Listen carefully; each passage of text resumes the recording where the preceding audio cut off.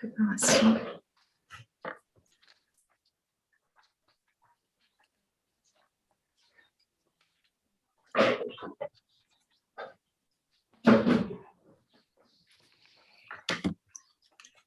And we are online.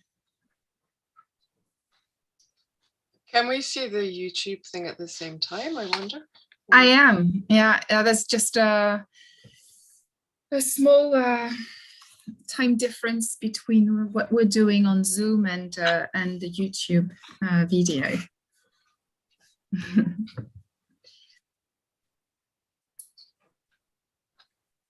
So if you want the, I hope it's the same as the one I put online. Discussion, hop. Is it, Alice, is it the same as the one we have online? Do you know?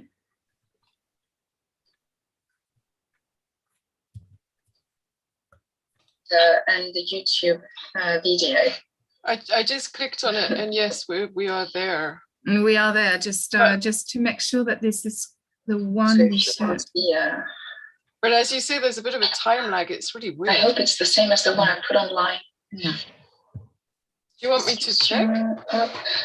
It seems to be working. Is it, Alice, is it the same as the one we have online? Do you know?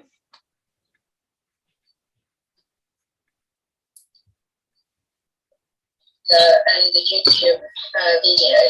I just clicked on it, and yes, we are there. And we are there, just to make sure that this is the one we should. Yeah. But as you say, there's a bit of a time lag. It's really weird. I hope it's the same as the one I put online. Yeah. Do you want me to check? It seems to be working. Yeah. Is it the same as the one we have online? Who's got the the YouTube on? I think they need to close it. Helen, can you stop the YouTube video, please? Just a sec. Yeah. And as you see, there's a bit of a time lag. It's really What? I can't understand. It seems to be working. Yeah. And you just need to stop the YouTube on. I think they need to close it. I just closed it. I opened it, but now I've closed it. Helen, can you stop the YouTube yeah. No, I stopped it. I closed it. It's just a sec. I don't understand what's going on in the background.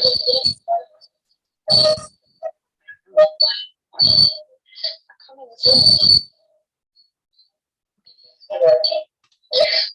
Right, just a second. Sorry. Okay, so if I deactivate Helen's sound, then the sound is not, we can't hear it anymore. So I think it comes from your computer, Helen. Just try again. Can you hear it now? No, that's fine. Now we can't hear it anymore. I don't know what it was. Okay. Sorry about that. That's fine. Right, so shall we begin? Okay. Okay, let's do this then. So welcome everyone to this loop session. Today we are welcoming Jennifer Steinorth, and to moderate today's session, we're also welcoming Helen Mundler, who is so I'll introduce Helen, and Helen will introduce Jennifer. So Helen is an associate professor at UPEC, specialist in English studies. She studied in Durham and South Clyde. She got her habilitation à diriger des recherches, which is a really French thing, in Nanterre in 2014. And she's published extensively on A.S. Byatt. She now has a book, a forthcoming book on rewritings of the Noah myths in contemporary fiction, if I'm not mistaken. Okay. And Helen has also written 3 novels, one of which is forthcoming, or has it already been published? 3 Days by the Sea? It's coming on the 19th of May. The 19th of May, right, great. Thank you very much. So, Helen, thank you for moderating this session, and over to you. Well, thank you, Claire, and thank you very much to Loop for having us virtually. So I'd like to thank Jen very much for agreeing to come. It's really a great honor for us to have you, so sincere thanks. Jennifer Steinorth's biography is extremely impressive. Last year, she published Her Read, a graphic poem, which we're going to be talking about today. And she's also published another book of poetry, Awake with Nine Shades, that was in 2019, when she was a finalist for Forward Review's Best of the Indie Press Award. She's a poet, educator, interdisciplinary artist, and licensed builder, and she's received grants from Vermont Studio Center, the Sewanee Writers Conference, Community of Writers, and the MFA for Writers, which is a creative writing master's, which people in France might not necessarily know, for writers at Warren Wilson College. She's had poems published in Beloit Poetry Journal, Black Warrior Review, the Cincinnati Review, Mid-American Review, Missouri Review, New Ohio Review, Pleiad, Plume, Rhino, and Tree Quarterly. She's a lecturer at the University of Michigan in Ann Arbor, a very prestigious university, and lives in Traverse City, Michigan. Jennifer began her artistic life as a dancer. She studied and performed with the Houston Ballet, the School of the Pennsylvania Ballet, and Interlochen Arts Academy. For 15 years, she was president and lead designer for a design-build construction company, specializing in environmentally responsible homes. Her architectural work has been featured in Fine Home Building and other national journals. Her visual art has also appeared at the Denos Museum, Woman Made Gallery in Chicago, and elsewhere. She moonlights as an architectural designer and building consultant when the wind is just so. So Jennifer Steinorth is really a woman of many talents, and we're very pleased to welcome you today, Jen, as a poet. So I would just like to introduce Jen's work by giving a short introduction about how I see it, if you like, from a critical perspective. So here we go. So what is blackout and erasure? What is the form and what do the terms mean? So as far as I understand it, you can say an altered book or blackout poetry or found poetry or erasure. These are words for the same group of processes, although they're not entirely interchangeable. They all pertain to blocking out text, writing over, rewriting differently. Altered books have a long history, going right back to the 11th century, as a writer called Cobb observes. I've put these references on the site. She says, the history of altering books can be traced back to the 11th century, when the scarcity of paper encouraged Italian monks to recycle old vellum manuscripts. By scraping the ink off old books and recovering the pages with new text illustrations, new books were created. So book altering can be used in all sorts of ways, which might not necessarily lead to poetry, although of course in Jennifer's case that's what they do lead to. But I just wanted to show a couple of very quick illustrations of other ways of using altered books. The first one is by an artist called Brian Detmer, and it's called The Tower of Babel, as in Babel, and he actually makes a sculpture out of altered books, which are designed to be partly legible. And Deborah Eck is an artist who uses blackout as a sort of meditation. So there are other ways to do it, if you like. That was just to introduce the subject of altered books and erasure for people who might not have any idea at all what it is, although Jen is going to talk about it in a lot more detail. So I want to just briefly mention how I discovered Her Read and what it is. So this is through a workshop at the Kalamazoo Book Arts Center in Michigan. I became aware of Jennifer Steinorth's Her Read, a graphic poem, which is a long rewriting of an early edition of Herbert Reed's The Meaning of Art, first published in 1931. So this book by Herbert Reed was considered an influential primer about the history of art and the meaning of art, but it completely excluded female artists. Jennifer writes, exactly 0 women artists are included in the early editions of The Meaning of Art. not until 1951, 20 years following his first profession, does Barbara Hepworth become the only female artist Reed admits. So I don't know if anyone knows Barbara Hepworth. She's a disciple, if you like, of Henry Moore, the sculptor. Her works, some of her works can be seen in a garden in St. Ives in Cornwall. Anyway, Steinorth, it's to say Jennifer Steinorth is a bit odd when you're among us, rewrites Reed's text by obscuring most of the words in the book in such a way as to end up with a poem which celebrates women. This was a 4-year project, which was also bound up with artistic protest against the Trump presidency. So her Reed makes women more visible and puts them back into the spaces they've been written out of. One reviewer, Shannon K. Winston, puts it like this: Steinorth plays with Reed's words, effacing some while putting others into high relief. In so doing, she alters the meaning in the original text in order to celebrate women's artistic lineages and stories. So the form and the content are very much linked and interwoven. Her Reed is remarkable because it uses one form, the form of erasure, poetic erasure, to highlight another, the social, political, and artistic erasure of women artists. Eleanor Wilner, who wrote the introduction to her Reed, points out that form and content are very intimately linked. This will be worked out in a long and complex way, but what Wilner says at the beginning is important, or about the beginning, sorry. She says this: they, the early pages, are mostly whited out space with a scatter of words exhumed.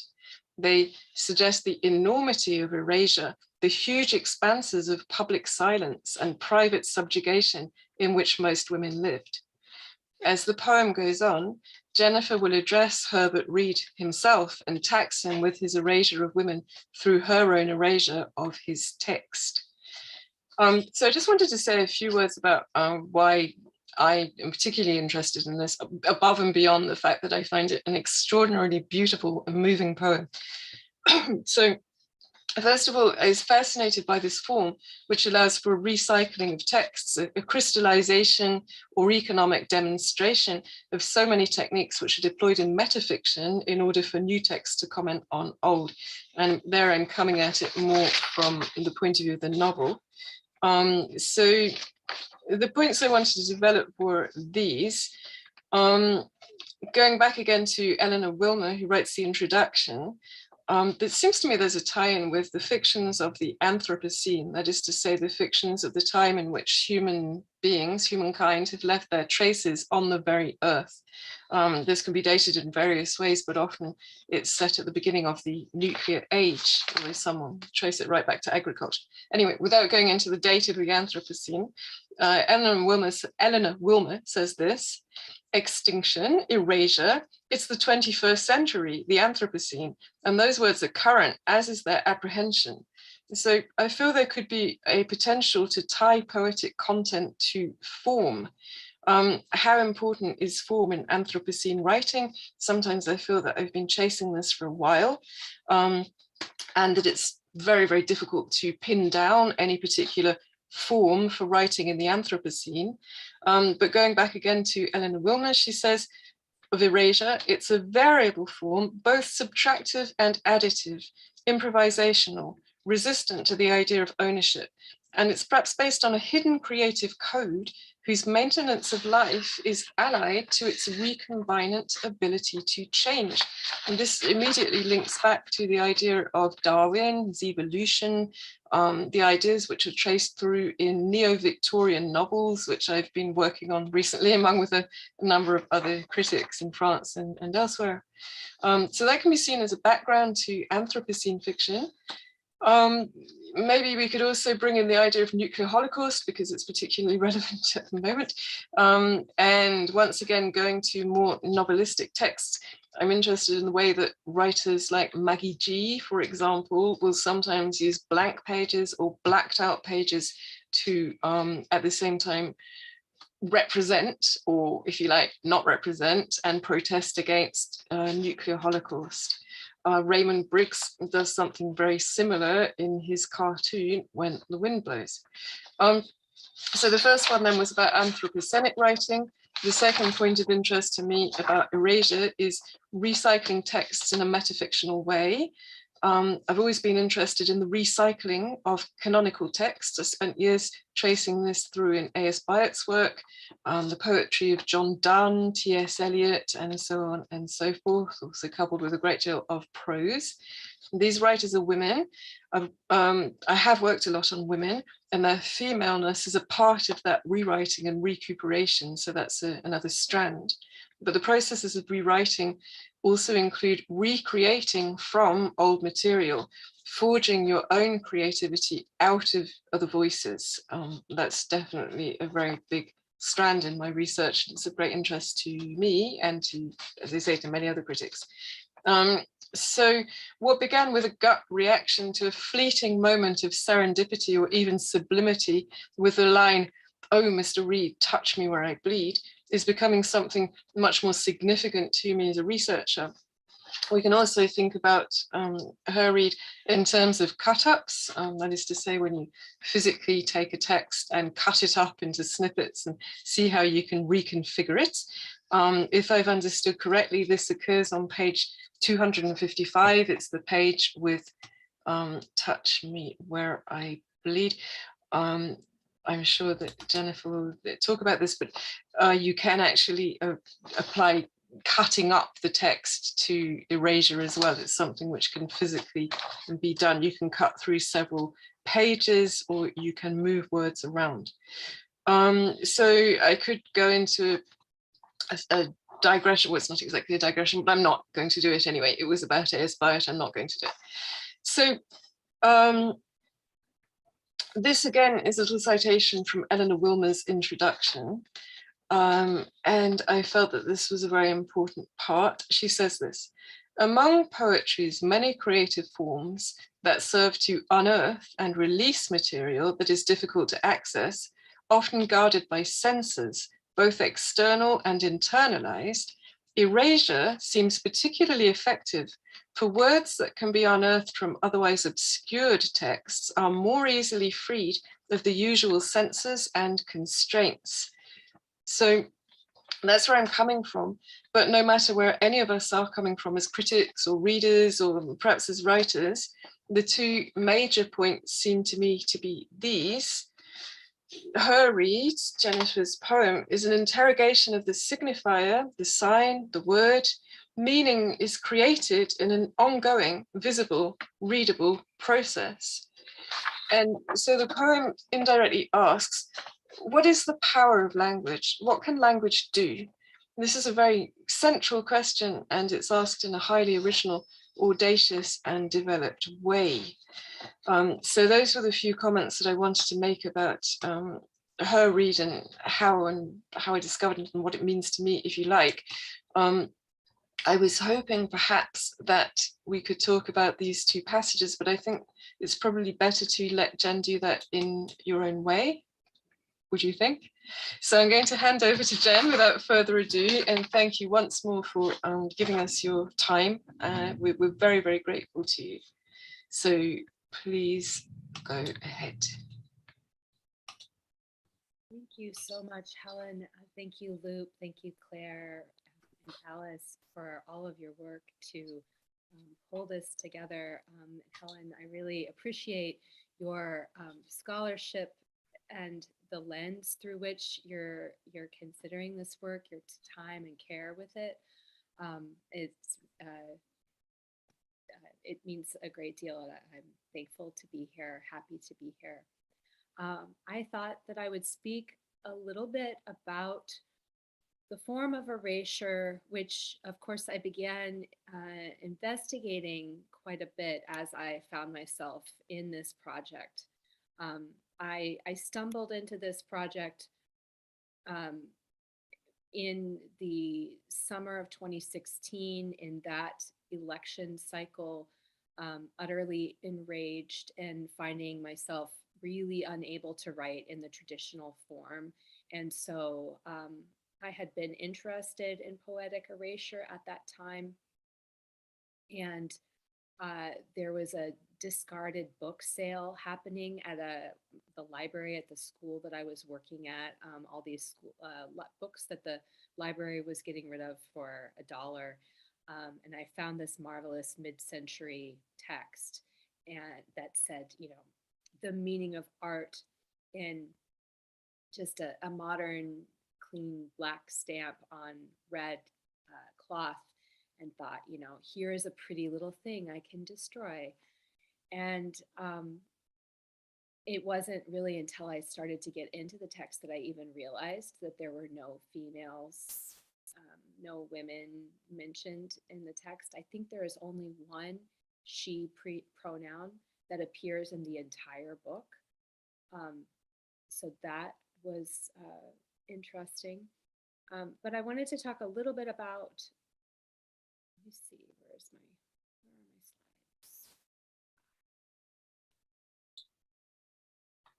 slides? Erasure as an act of appropriation.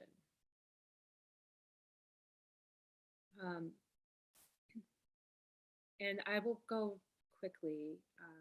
Let's see.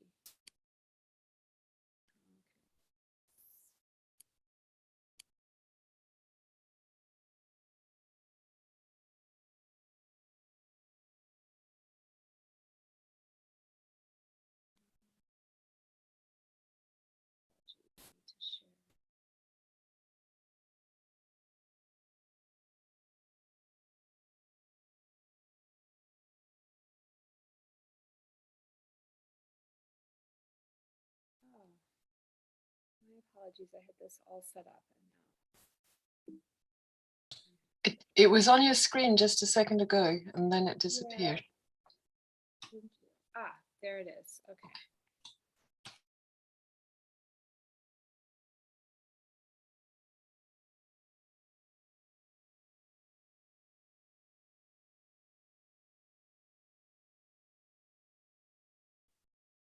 Okay, you can see this, yes? Yes, thank you. All right, and is the sound all right? Fine for me, thanks. Okay. So, all right, this is an erasure by former poet laureate Tracy K. Smith. Some of you may be familiar with her work. She is a Black American poet. I'll just read the poem. Declaration. He has sent hither swarms of officers to harass our people. He has plundered our, ravaged our, destroyed the lives of our, taking away our, abolishing our most valuable, and altering fundamentally the forms of our. In every stage of these oppressions, we have petitioned for redress in the most humble terms. Our repeated petitions have been answered only by repeated injury. We have reminded them of the circumstances of our immigration and settlement here, taken captive on the high seas to bear. So this is an erasure of the Declaration of Independence. And clearly the voice here that is being excised, that is being lifted up, I should say, is the voice of the people that have been erased from the Declaration of Independence. So we see a marvelous tension here in the conceit, right? A kind of antagonistic, perhaps, dialogue between the speaker and the poet, different people, and the source text, and all that the source text represents, which of course is a lot. Let's see. Okay. Here's another erasure, which is, this is from Alison Thummel's book, Life of, in which she uses the Marie Kondo cult, the decluttering how-to book, The Life-Changing Magic of Tidying Up. And she erases this text as a way of processing the enormous grief of her younger brother's passing. And so one thinks about, when a family member dies, often we're left with the inheritance of all that they owned. Um, and in this case, she's using this erasure text um, to grapple with the enormity of her grief. So I'll read one of these. Destination. With the first step, you risk the concrete floor. The space was filled with unhurried disorder. Picture a sink that is full of 2 years of lost things.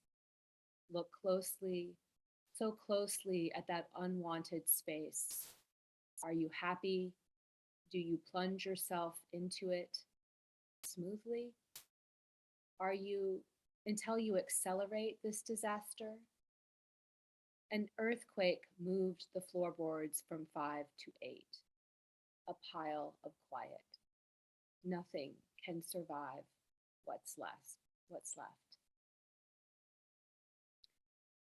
So here we see a different kind of relationship with the source text, right? The speaker is using the text as a vehicle for processing her grief, for sort of underscoring it. It's definitely a different kind of relationship than we see in Tracy K. Smith's. I've sometimes heard people say that they enjoy erasures that don't appear as erasures.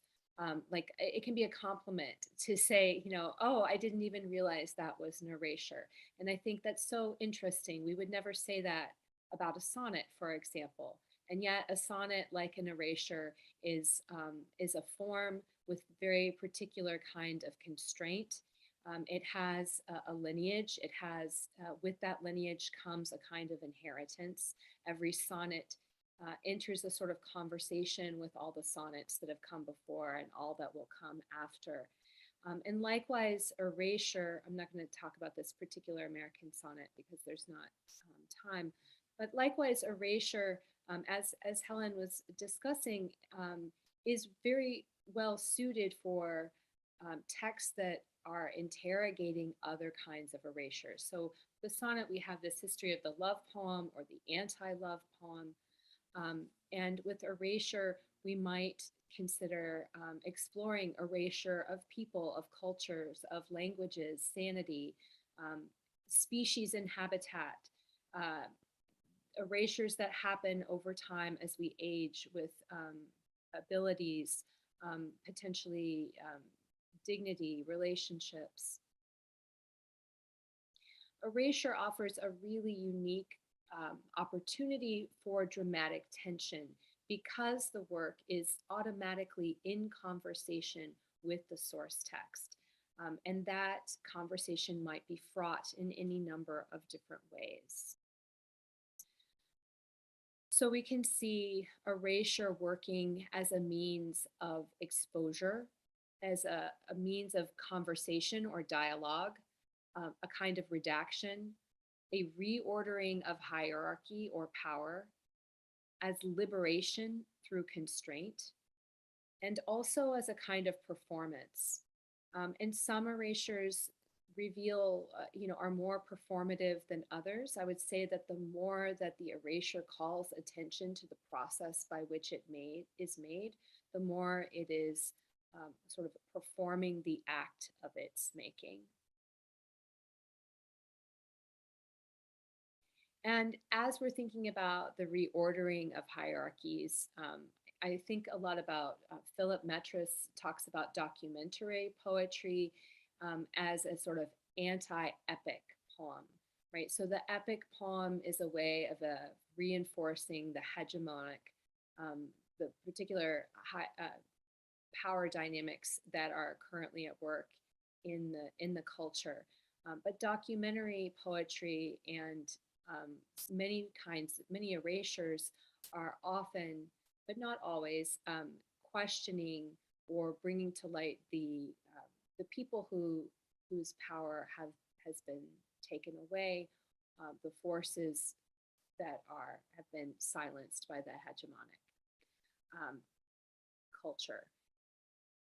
The act of erasure, I would say, hints at a kind of hold that the source text has over the poet, right?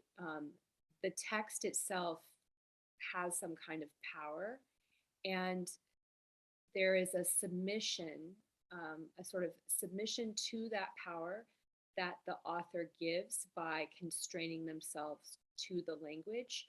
But in that submission, they begin to enact their own making and thus retrieving agency back.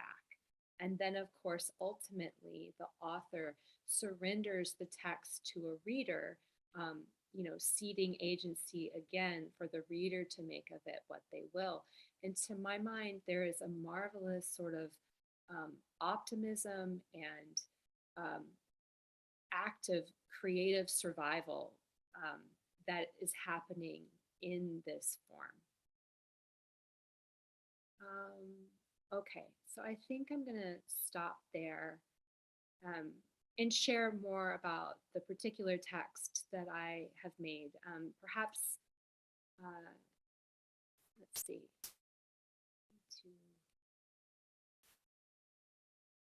For some reason, when I do this little screen share, I don't escape out quite properly. Okay.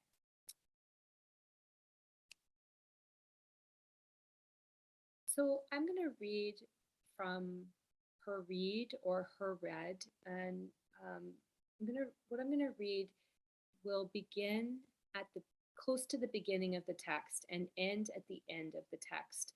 But of course, I'll leave out quite a lot, or we would be here for far too long. Along the way, it's sort of a patchwork, which is appropriate also as a metaphor, because stitching and piecework, patchwork is a theme that the sort of women's work, the art that women were permitted and did make, and which is, now becoming recognized as such somewhat. So I'm going to be reading this sort of patchwork, and in that you'll be able to see the progression, the sort of growing agency that occurs from the whiteout, using only correction fluid to alter the pages, to more violent means of alteration, including taking a knife to pages and cutting out words and stitching and other kinds of things like this. Some things I want to tell you before I go into the text. Helen has asked me to read the page that has this recurrent phrase, we art this, we art that. And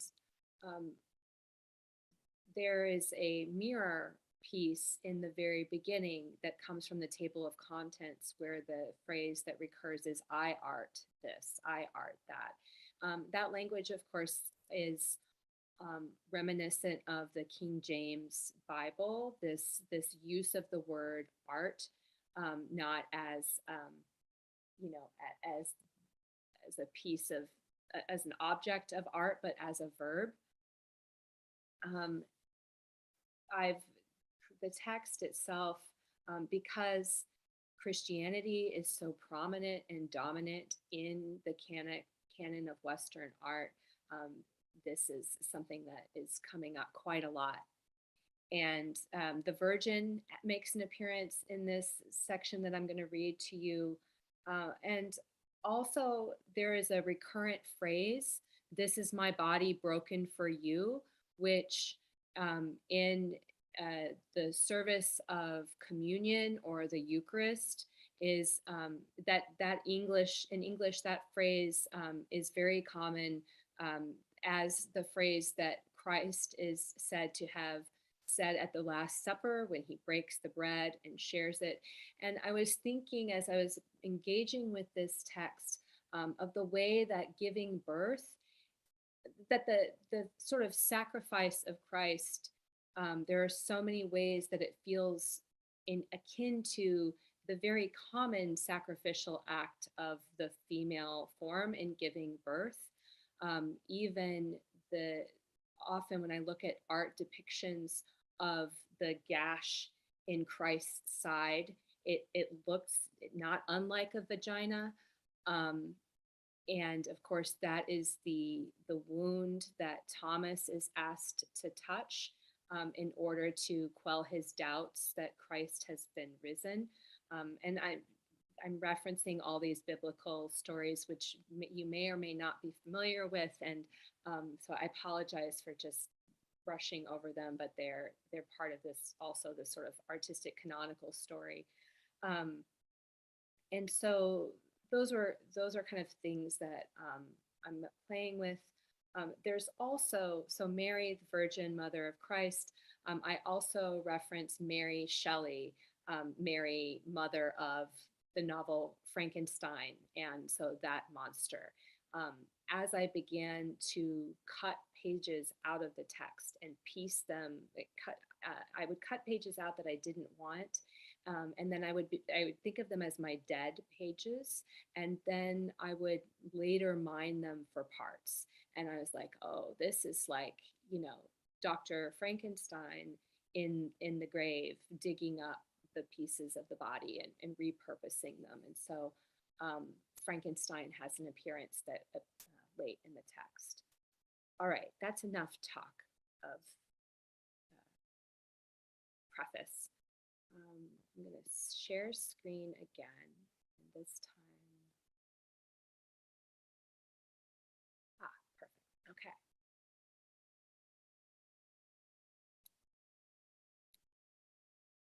So this is from the table of contents. I art soft, in between. I art not golden. I'm a distortion of what we picture as human. I art our motives. A prim fusion of orange and plum I poach in disaster. I art no escaping the imp factor. Or Barbie. I art's point. I toys view. I other in intimate value. Note. I wish to thank Mr. Reed, the author of the source text, for very kindly lent pains. And on the left, you will see all of the artists who have illustrations that appear in the text. All male, with the exception of Barbara Hepworth in the middle, who appears in the 3rd edition, which is the text that I was working with. And I, the lovely lace ruff which adorns him.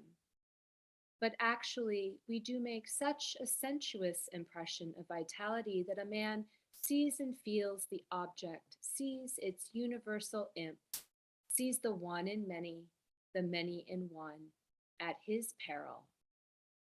I remember a pain that he called fine, from which ivory, bone, silk, wool, Paris. The ass is his especial cathedral, conceived as walls enclosing a space, and as such must be viewed from within, or as a face defining a mass, and as such must be looked at from without. If we mind his rose and passage his child, amusingly he relates how pain is in the hands of a master. Even Leonardo had to touch my whole open window, as it has been called, with his manual dexterity and a scientific aim at feeling me not in control of his effects. He ran. O heart, O human continent. Sadism is intense. Myth and folklore, fairy tales and horror, we know too little, too much about our own righteous dog. I practice a disinterested appreciation, a state of passive receptiveness, as Roger Fry called it, and so find endless pleasure. We know a flue penetrates, I, We know an ohm stretching from island through to the Renaissance. Oh, oh, we come to be mother, other, other. As ever, ever, mother, we conceive. Hand of my mom, mi mum, madre, ma mère, mama, mama, soft, sin word, strange. Uncontent to remain outside. But softly we hum, feeling worser and worser, slowly learning our mum's genius is buried in the cellar. Thirst is a discipline of color, of pain, a brush, a brush, a brush, and years of rain. Thirst is author and judge of mother. It makes, then passes through her fingers. Ink every vulgar mother whole story. A song story conceives a story. Please let us refashion the story. O Virgin, with the lust of angels and curs, at beloved's behest, I played thee. Masters say pain is dominated by the whip of longing. Masters say pain is the dominion of ecstasy. Masters say pain is a dominatrix, is Italian. Say love in italics, apply hot wax. Sweet boy, this is a process, can only be described as loving care. Comes lowliness, comes surprise, comes in a hood, in a van, in a cot. Act natural, frond of fern, petal of flower, lowly, the highest expression of sainthood, sweet head tumbling out, a van, a cot, my mouth. Let's all pose for St. Francis. The landscape expects to consort with ecstasy. Pull back your hood, pull back my head. The dead is no actual person, cries, Master, Master, read me top to bottom. Master, Master, read me under the covers. Master me over the others, bottom to top, bottoms up. Let's all drink the Virgin.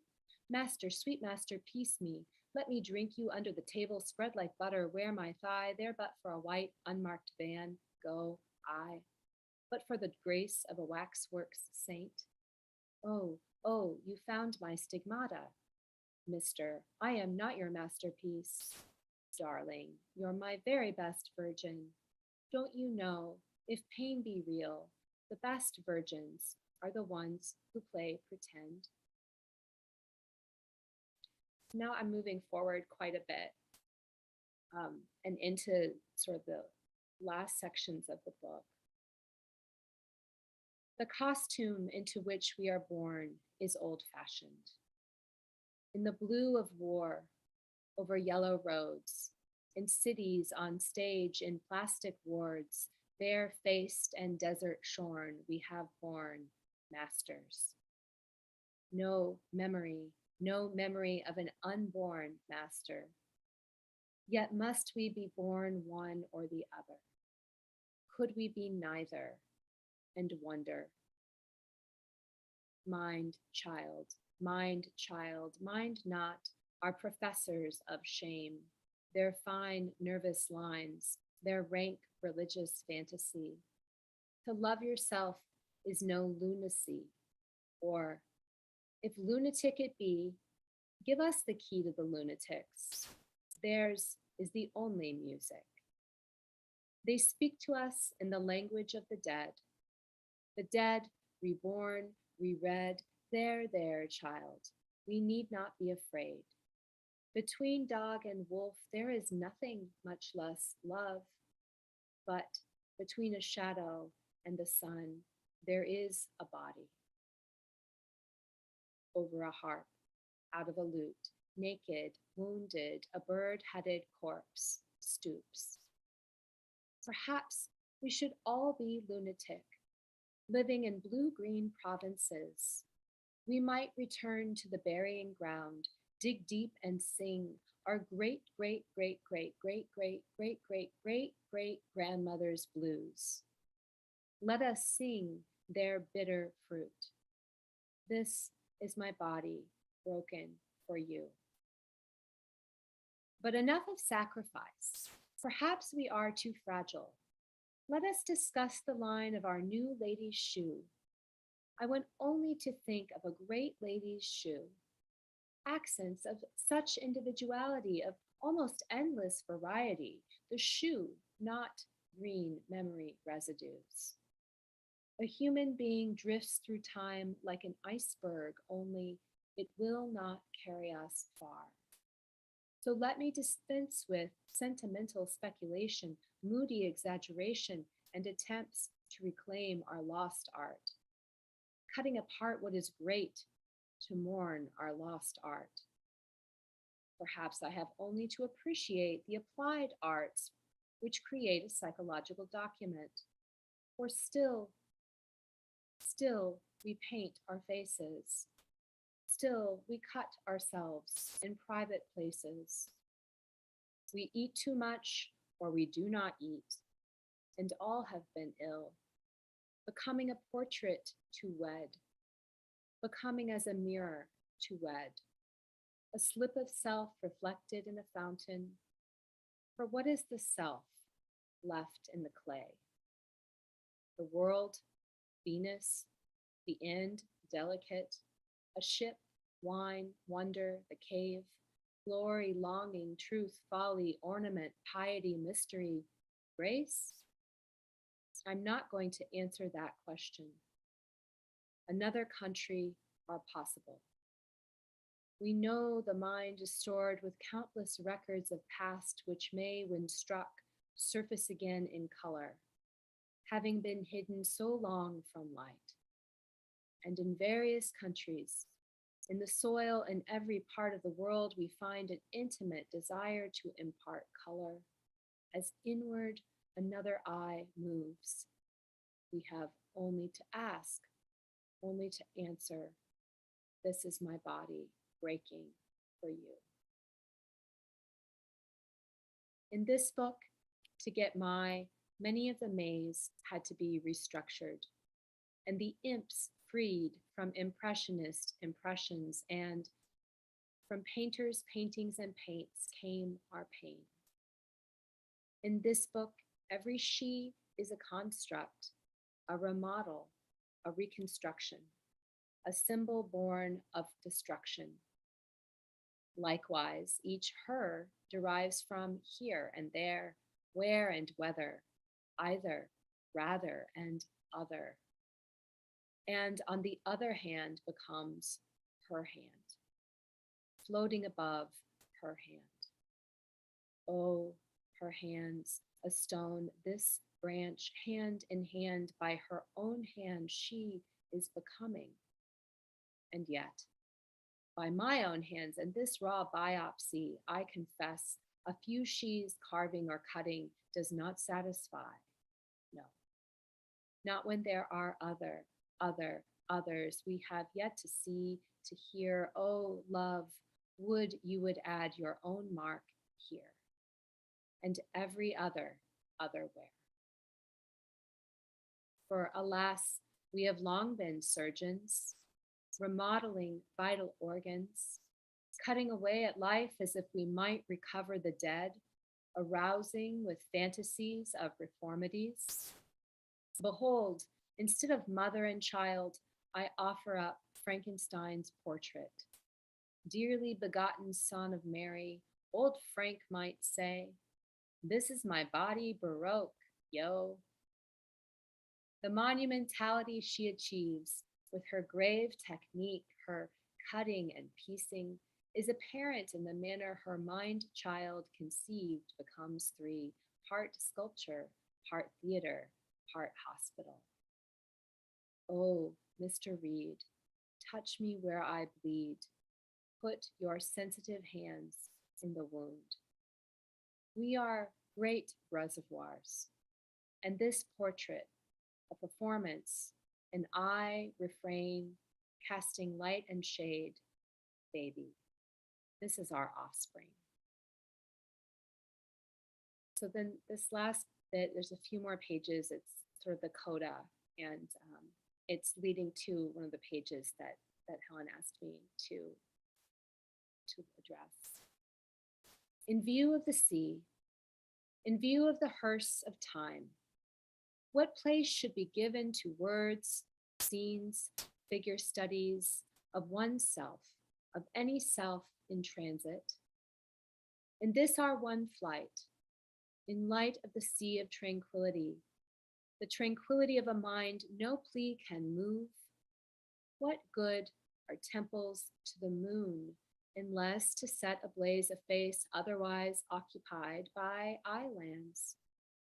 Why draw lines between us, if not to execute the distance between us, if not to let an interior be read, to be very vividly red, red, red and green and yellow, blue and green, such that we do not destroy one another when we bleed together.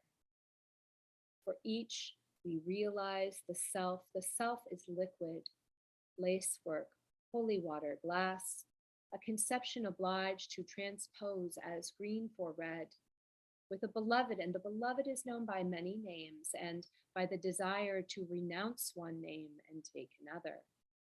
Sweet pea, lion, pussy, Ernie, fire, flower, thou, spear, angel, Amado, Romeo, Grace, she, Queen V, he, they. We love to embrace the danger. We art to toy with feeling, transposing one kind of fear, one kind of love for another. We art to toy with memory, those plastic dreams, to fix in concrete, as if a kiss were anything but goodbye, as if to unknow the marble profile of goodbye, as if to return to the dream of the unborn calling, and in the place the book is buried, plant a tree. Amen, amen, amen. We art to toy with alternatives, by touch to cure, by love to infect, not a man speaking to men, but grief and a patchwork spring whereby we come to embroidery and sing.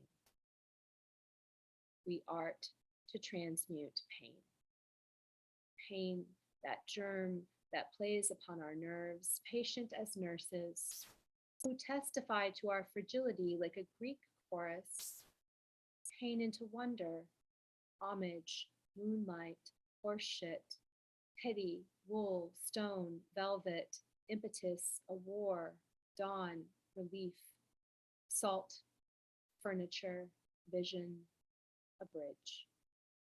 When vision is communal, it becomes religion. We art, this is God's image, or only hands on the walls of a cave. So that is that piece, and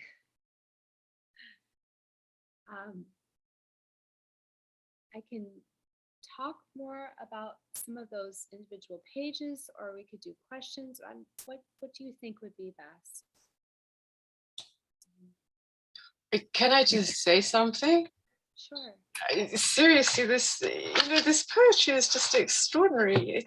It's not just the ideas or the way that you've done it, the fact that you've done this extraordinary erasure, made this extraordinary artifact. It's also the actual poetry. The ending of it just it produces in me an extreme emotional response, and I just wondered if anyone else wanted to say anything about that. Any of Alice or Claire or Bastien, did you feel the same? I just wanted to know how you took it. I really loved it. I love the end too, and the different ways the poetry is laid out on the page is also fantastic. I mean, it's a new surprise every time you turn a new page. So it's really enjoyed the reading and the visual side of the poems. Thank you so much for that. I was wondering, I noticed that some of the pages, the page numbers actually have been erased too. Just why? So at first I was going to erase many of the pages, but I wanted to reference the source text, and also so that you could see sometimes where it was leaping, where pages had been cut away. Some cases I've erased the page numbers because they felt distracting to the image. And I felt like you could figure out what page it was based on the adjacent page. Yeah, mostly it was for visual clarity. I have a question. I'm not going to stay for too long, unfortunately, because I've got two children in the bath and in the room just here, so I'm going to have to go and take care of that. I'm really interested in the technique. This is my pragmatic side. How you did you use? You explained a little bit about how you work, but did you use just plain old scissors and glue, lighter fluids, and did you? What was there a process, or was it haphazard, or how did it work? Yeah. Did you, and then did you sorry, and then did you scan the final document? How did you work? I mean, I'm really interested. So at first I made myself work directly in the book, and I began at the beginning. And I lied. I didn't know what to do at first with the table of contents. So there was like some forward pages that I left alone, but I began at the beginning of like the proper text, and I moved forward sequentially, and I would work. I didn't complete one page at a time. I would take away words and see different possibilities, and then I would move forward, and then I would move forward, and then I would like go back and scrape more away, because I realized fairly early on that the pages were not I wasn't making discrete poems, that the syntax was going to need to spill from one page to the next in order for it to work, in part because the language was so Latinate. There was not good nouns for me to use, so I had to sometimes make words out of other words. And then in terms of I started off using just the liquid correction fluid, but soon I realized that was going to be too boring. Like I could only go so far with it, especially because the source text, it was so long. It was 266 pages. And I was at a writer, an art residency where there was both visual artists and writers together. And I was speaking with a visual artist who was holding my book. And she said, "Jen, this is art. You're making art." And I'm like, "Oh, but well, yes, poetry is art." She's like, no, this is visual art. You're making an art book. Talk to me about, I had began to make a couple of little lines where I was like, this line is necessary to direct the eye and the reader to where they need to go. And she's like, you need to be making more of these lines. And it was important, permission. Like, it seems silly to need permission, but it felt like that's not my domain. And I would be trespassing into the world of visual art. And once though I got that permission, I really started to take more, and I used, to get the color, I used alcohol-based markers over the whiteout. And then I realized as the book progressed that I didn't always need to fully obscure, so you see some places where you can read the text that is, veiled, that you're not supposed to read as the foremost text it's being covered up, sort of. So that all kind of just evolved, mostly as methods of problem solving. Like, I'd get to a page and I'd see something that was possible, but in order to make it work, I'd have to like come up with a different technique, and then that technique became part of the repertoire as I moved forward. It's kind of I have one question, and maybe Laure-Hélène may be interested in that question too. Where do libraries put your book? In the art section or in the poetry section? Oh, I don't know the answer to that Mm-mm. because it's still pretty new. Mm. I was recently at a bookstore and found it. This was in Ann Arbor, and it was under the local authors. So I think, oh, that's a really good question. Um, I should find out. But it's what they really need to have is multiple copies, right?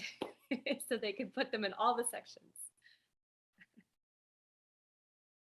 Yeah, I guess I feel more comfortable speaking about it as poetry because that's where my I feel like more of my training and skill, like I feel like the my visual skills are crude and in service to the poetry. The poetry came first. The images came second. So personally, I would put it, I think, in poetry before or in hybrid text or something like this before. But that has to do also with that feeling of trespassing, which is maybe silly, but also I'm not an oil painter or a sculptor, that kind of thing. Can I just take it from a slightly different point of view? I mean, these are all very interesting questions, but I just wanted to ask you something which has struck me a couple of times. There seems to be this mysticism in your poem, and it's a very beautiful mysticism, but it's very, very spiritual, I think. And of course, as you said yourself, you're rewriting religious imagery and almost rewriting the New Testament in a strange sort of way. I mean, I suppose it's iconoclastic, but also a celebration. So mysticism was one thing. And the other thing it calls to mind for me is automatic writing. I don't know if everyone's come across that. It's when they used to have spiritualist seances in the 19th century, and they put a pen in their hand and then wait for the spirit to sort of write through them. I don't know if everyone knows what I'm talking about. It was a big thing in AS Bio. So I just wondered, Jen, if that was something that had ever occurred to you as a comparison for erasure and the way that you work. Wow, that's well, the automatic writing is actually a great segue because I'm gonna make you all do something like that. I've been developing these exercises that feel, I hadn't really thought about automatic writing that way, and especially as that like sort of spiriting channel.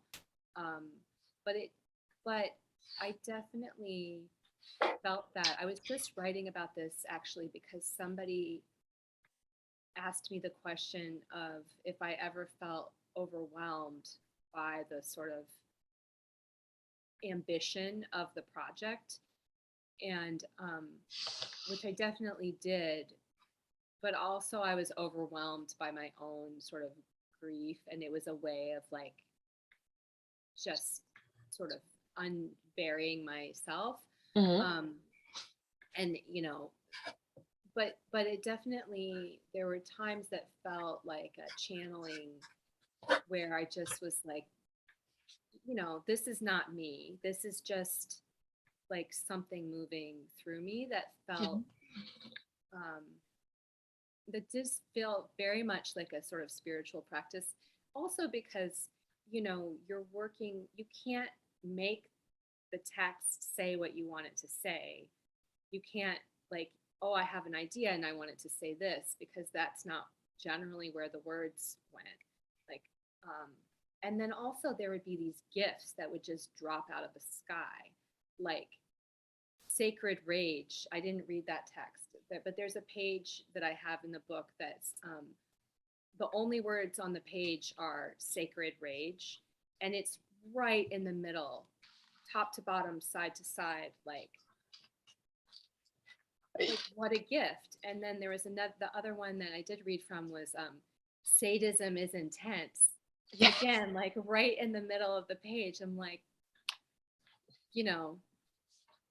somebody else is writing this text. I mean, clearly the text has already been written, but so I don't know if that answers your question. Yeah, it does. It definitely does. But I have this feeling that there's a sort of universality to it. I mean, as regards the female experience, obviously you can't really say universal if you're only talking about women. But it reminds me of all sorts of things, like The Handmaid's Tale, for example. Atwood, that's there, and I have to admit that I hadn't really picked up very much on the Mary Shelley references, because I suppose I've just been reading and rereading the bits that I like best, if you like, which is ridiculous. And when I do actually get down to writing on it properly, I'd obviously read the whole thing again more thoroughly. But I was very interested in what you said about Frankenstein's monster and pieces of dead body in the grave, because it's also, there's this sort of, what's the word I'm looking for? Like Northanger Abbey, oh hell, what's the word? Not baroque, not grotesque, there's a word for it, Gothic, sorry, a sort of Gothic horror to it, in a sense. Yeah. So I wondered if you wanted to say anything more about the Gothic sort of side. Yeah, it definitely feels that way. I mean, I have wanted to write more about Mary Shelley, I think looking at her life and the sort of horrors that she has some agency perhaps in, as like, running off with Percy Bysshe and leaving her, like, he had a wife with a child, and I think she committed suicide. Like, there's lots of, but her acts were also her own acts of survival, like creative survival. And so, this thinking about creation and motherhood, the sort of the destructive as well as the creative, the how those violences work hand in hand, and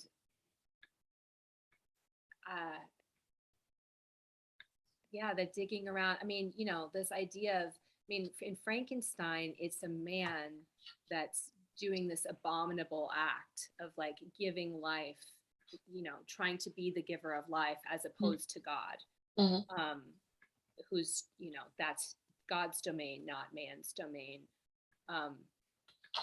But there's also the, like, it's a woman that's writing this, a woman who has given birth. And so I don't know, I guess I'm not really talking about the Gothic end of things. That's okay. That's fine. And everything that you say is of great interest to me. But I just wanted to ask one more question, which is about the end. The hands on the walls of a cave. I mean, this is extraordinary, this ending. You put women back into the cultural context, and then right at the end, you drop them right out of it. But perhaps it's not only women who are being dropped out of the cultural context, but humankind in general. Is that it? That at the end, you take humanity right back to the state of being cavemen and women, and it's like a huge cycle in civilization. Which would you say? Or yeah, absolutely. And I think this like idea of this, like this basic, like, we're just making handprints, it's so like, I was here. And I mean, of course it's more than that, but also, is it really? I mean, there does seem to be this distillation of, like, also everything that I think the cave is being separate from the light, Plato's cave, and Plato's cave. Yes, sorry, that had not occurred to me, but yes. Well, I mean, I don't know that there's not a lot of evidence in the text to give a reading for Plato's cave, except for when I think of the cave, I think of, even when I think of like cave people who lived in caves, this idea of a very primal, and that art was there, right? Art is there in that most primal space. so I think that contrast of like, is you know, the ornateness of cathedrals and this, you know, divine intervention, divine insight, is often seen as you know, at like two opposite ends of the spectrum versus like what is primal and earthbound and you know, sort of arising out of like this evolutionary stance. So it just felt appropriate to sort of close with that opening, and also to return because the whiteout feels so stony. The character of the correction fluid feels very like earthbound and rock-like. So I knew that I wanted to return to that very simplest of erasure. You read the text that Eleanor Wilner writes that talks about how when it's just the white, you're sensing the vastness of breaking the silence. And I did keep visioning like women like clawing their way through earth and stone to, you know, mouths kind of full of earth, trying to speak. That's quite some vision. And sorry, I should probably make this my last question. I don't know if anyone else wants to ask anything, but the vision that you speak of there is so incredibly striking. And at one moment you talked about the grief in the poem. And, you know, I wouldn't dream of asking you about personal grief, but if I'd understood correctly, the poem sprang from political grief. It was to do with the election of Trump. Yes. So I don't know if you just wanted to comment on that in closing, or Sure. closing this one. Yeah, I mean, I do talk in the preface of the book, as you referenced, that there's also personal pain, like physical pain. I was grappling with some undiagnosed,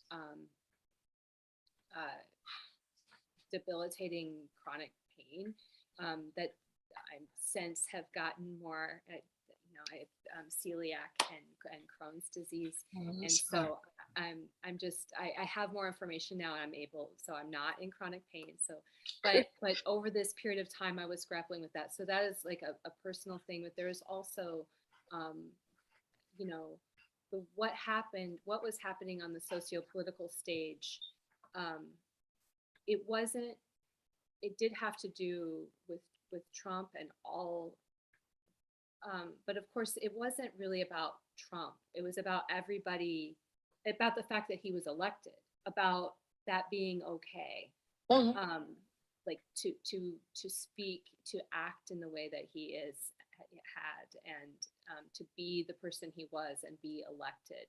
So it was not so much about him, but about everybody approving him, and that as being such a violence, but a violence that was continually, that I and so many other women I knew were experiencing being acted out in their personal lives, in their professional lives, in their artistic lives, in like a million tiny, but not even tiny, like not getting jobs, not like being blocked for, you know, all kinds of things. And I talk about gaslighting.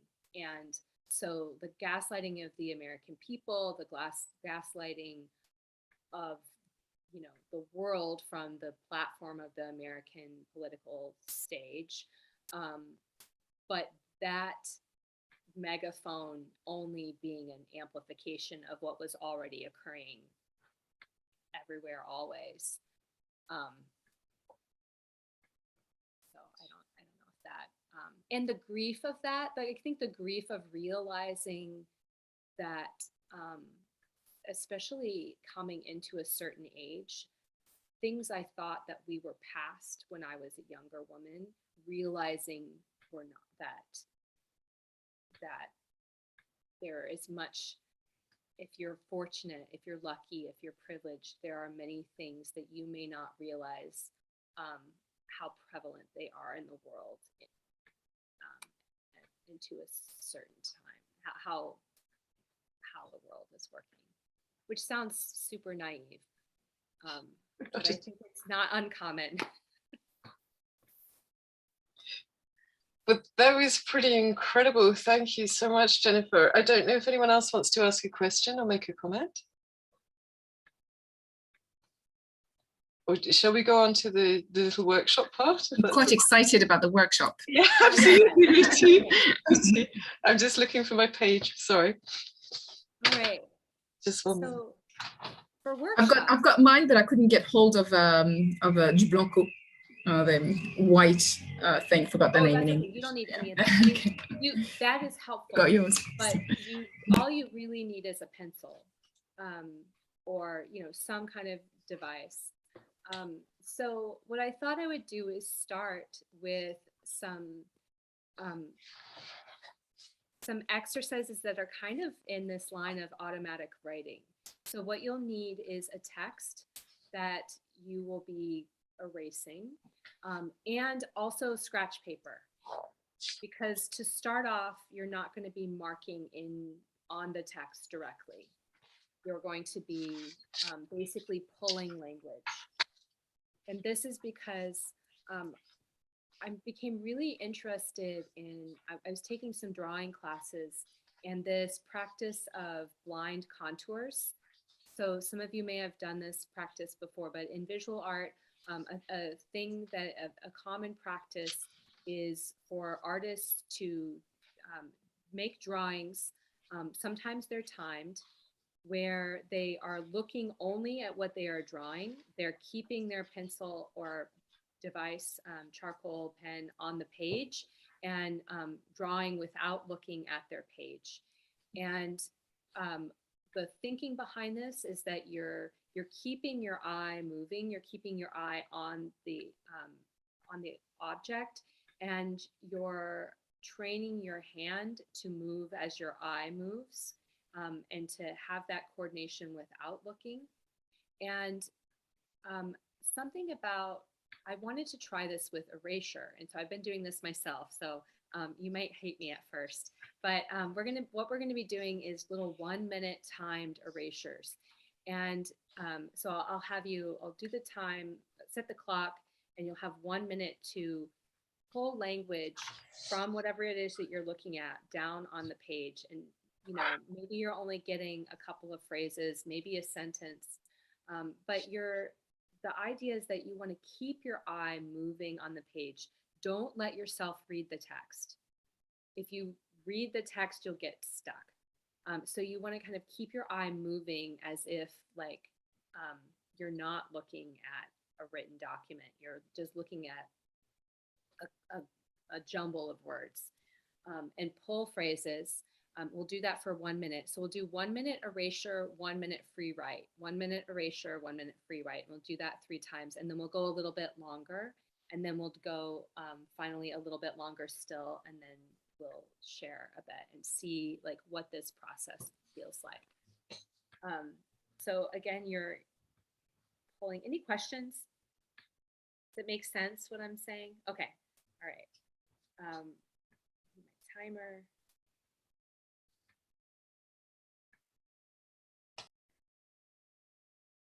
Okay. Begin.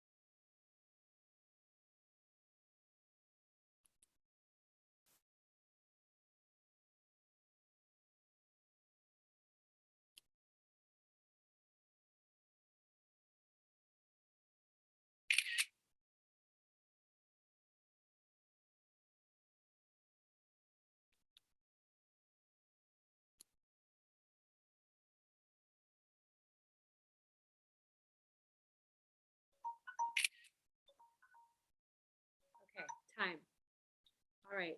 Now a 1-minute free write, whatever comes to you. Begin. Do you have to use the words from the page or? Nope. No. You can do whatever now is opened for you. Okay.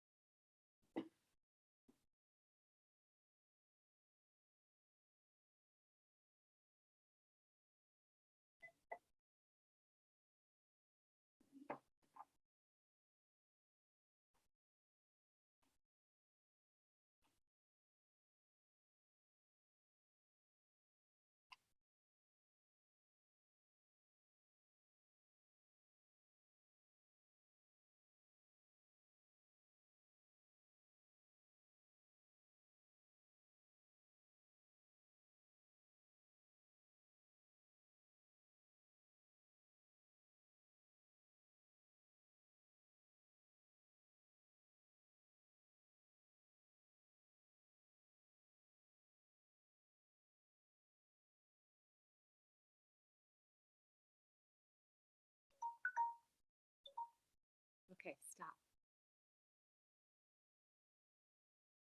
So I would recommend turning the page, finding another page for your erasure, and we're going to do another 1 minute, beginning now.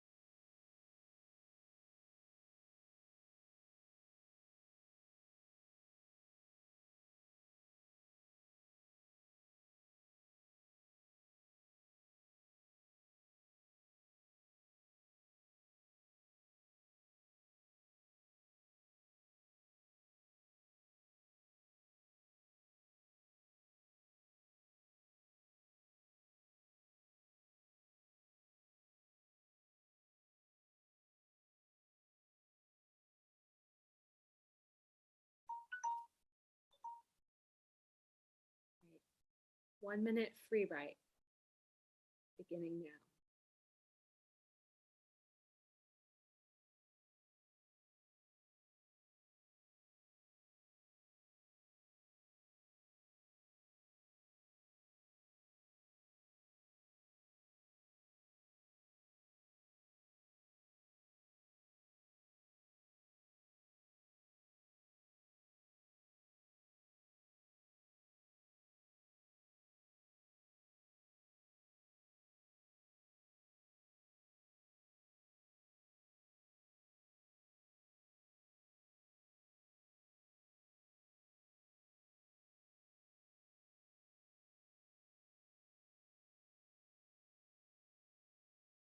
Okay.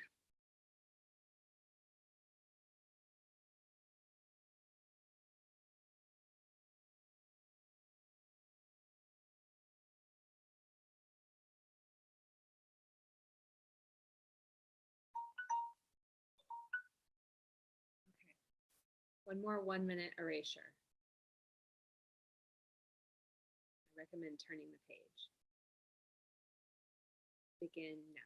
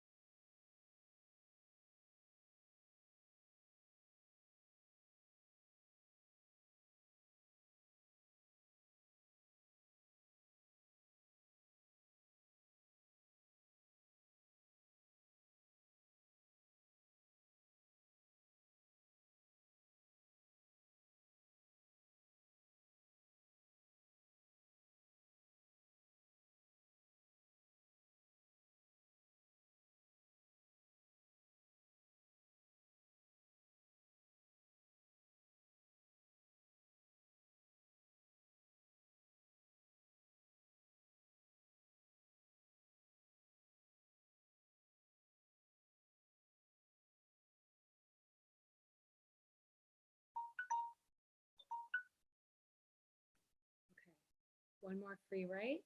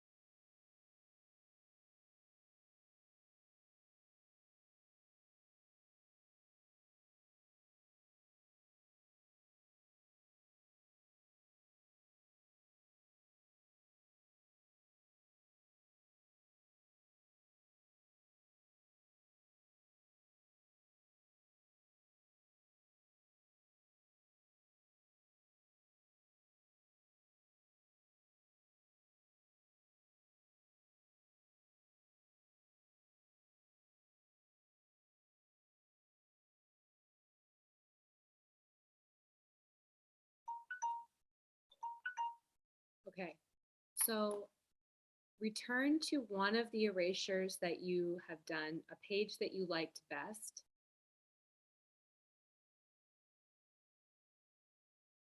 Or a page that you weren't, I mean, I can't imagine that anyone is satisfied with their 1 minute erasures, right? The idea here is that we're just making a mess. We're just, there's this idea that these are sort of impossible things for anybody to be good at, but we're just able to play. So we're going to return to one of those pages and we're going to do 2 more 1 minutes, but this time you're going to start with different words. So you're going to stay on the same page. We're going to give you 1 minute to do that same page again, but start from a different place on the page. And then we're going to do it one more time, starting again from a different page. So 1 minute on a page you've already done. People are looking puzzled. Do you have questions? It's okay. All right. All right. 1 minute beginning now.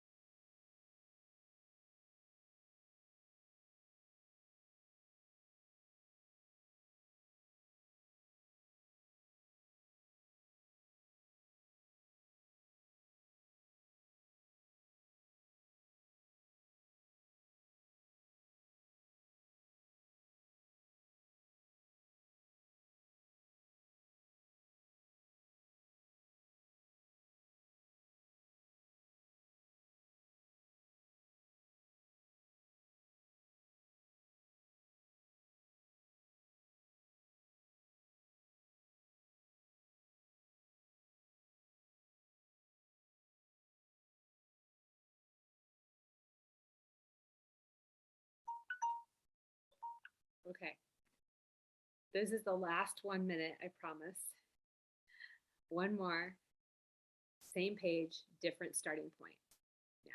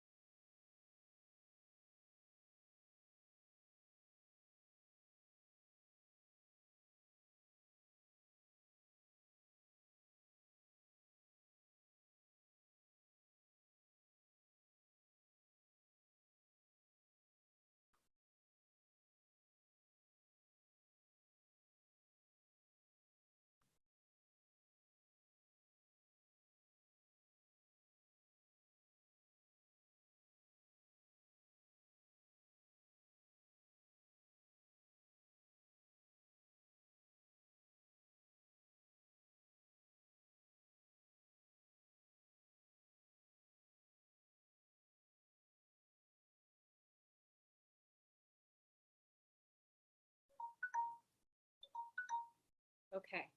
So I'd like to do one now that you've done a bunch of these little ones. Um, if there's time, and I know we're kind of at time, so I don't know if you want to chat about what that was like, or if you want to do like give yourself a longer window, say 5 minutes or 10 minutes to pick one of those pages and keep working it. I'll let you kind of tell me what you think. Is it normal that after a third reading of the same text, I picked up more or less the same words? Yeah, I mean, like my eye was attracted to the same keywords. Interesting. Mm. Yeah. I mean, I think that that's common, and I that's part of the reason of saying like, okay, now try different tech to see, like, to try to break whatever that, to see what happens. But also sometimes we can't give up the words that shine brightly to us, right? What do you think? Do you want to try a longer one, or you want to like end now and sort of talk about for a second? Maybe we could talk about using this with students, which is something that I would sort of like to do, but don't quite dare. You know, I don't know what sort of reaction I'm going to get. And, you know, I very much like the idea of going back over the same page 3 times, because I found that it became more poetic as I went. I mean, not that I'm a poet, but you see what I mean. It's the phrases which suggested themselves to me improved as they went. But I don't know, what do the others think? Would the students buy this? Would your students buy this? Would they be interested in? Did you have experience of doing this with students, Jennifer? I have done it with students, and I think it helps to show them texts that were made this way so that they're not just like, you know, what ridiculous nonsense are you doing? And it depends, like, you know, if there's time to talk to the students about choosing texts, right? It depends on how old they are, right? You know, if you're talking about 5th graders, you can throw whatever things down, different like discarded magazines and newspapers and books.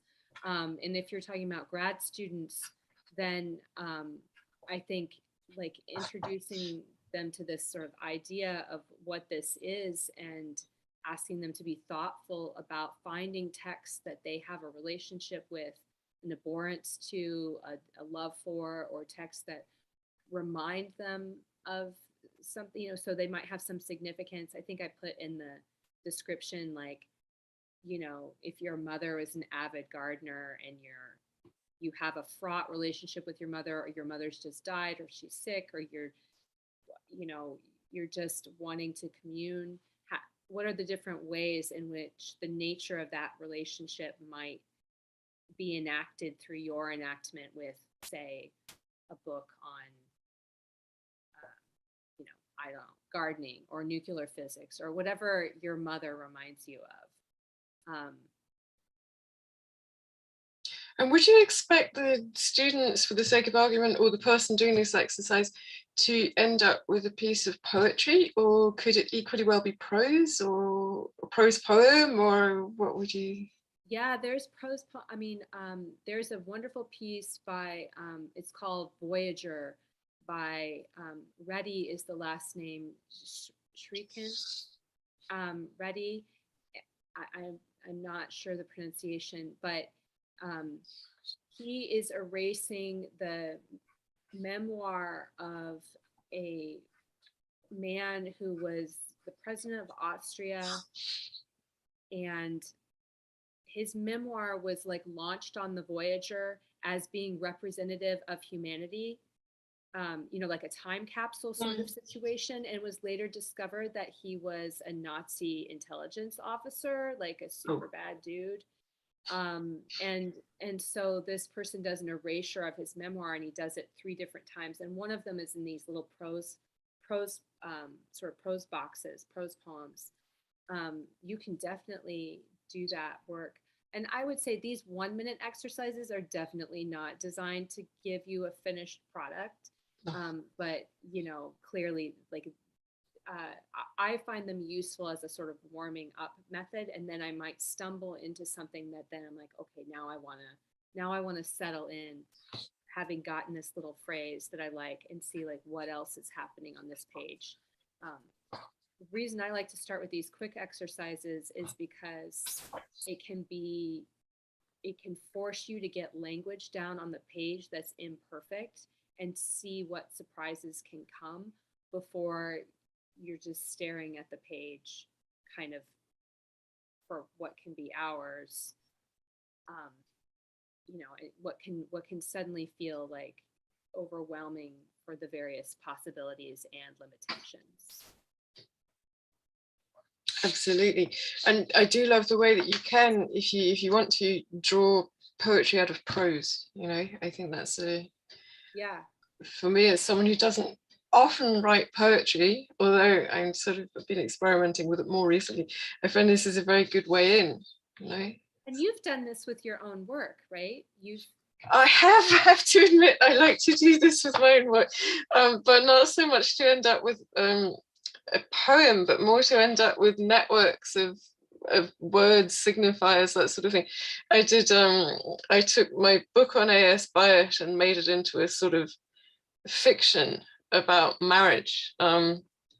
But when I say fiction, I mean, it doesn't read like a proper story or anything like that. It was very, very experimental, and it was only a few pages. So, you know, I'm not claiming to be any sort of you know, it was purely for me, you know, let's put it that way. Matea Harvey has a beautiful book called Of Lamb. That is a story. It's this narrative. I mean, I definitely would call it poetry, but it's visual. It's a collaborative piece. So she works with an illustrator, and the illustrations absolutely are complicating the text. So it's not visual like mine is, where you see the erasure and the page itself is, but rather Matea Harvey does an erasure of this long text, and then the illustrator turns it into what looks like a children's book, except for there's a lot of innuendo that's not, I think it could be, the innuendo would go over the head of a child. You could totally give that book to, you know, hip parents. I just think it's so interesting the way that you sort of, I mean, since postmodernism, we've been rewriting the canon, if you like, but this is just a way of doing it, which only recently occurred to me. It's just, you know, to me, it's absolutely fascinating. And there's so many facets of it as well, so many different ways of doing it. It's been an absolute eye-opener. Thank you. I'm so glad. Yeah, I mean, I love the idea too of doing them, that it doesn't always have to be antagonistic. There can be in a sort of homage. I've thought like taking, you know, like in the States, I think taking something like Dr. Martin Luther King's I Have a Dream speech, something that's like hugely iconic, that has, and like having a whole classroom of students do something with this text where each of them might have, you know, a very different relationship to that material or sense of it in today's time. Like what are their feelings about that text given the political moment that we're in now, and what kind of different, you know, as a way of speaking to the text, not to erase it or to act violently against it, but to be in conversation with it. That's very interesting. Thank you. I don't know if the others want to say anything. Or do you think that we should close? Well, perhaps we should say, you know, many, many thanks, Jen. That was really extremely interesting, and it's given me personally all sorts of food for thought. I'll probably be back in touch because my big thing at the moment is to write an article about this. So thank you very, very much, because it's not just for me, it's for all of us. You've really given us something that we don't often have, you know, conversation with a real living poet is something pretty impressive for us. So thank you so much. Thank you very much for having me. It's been really a delight. Thank you. Great. Thank you so much, Nika. Thank you. Thank you. Have a great day. Bye. Yeah, it's the day for you. That's right. Bye. Bye. Bye-bye. Thank you.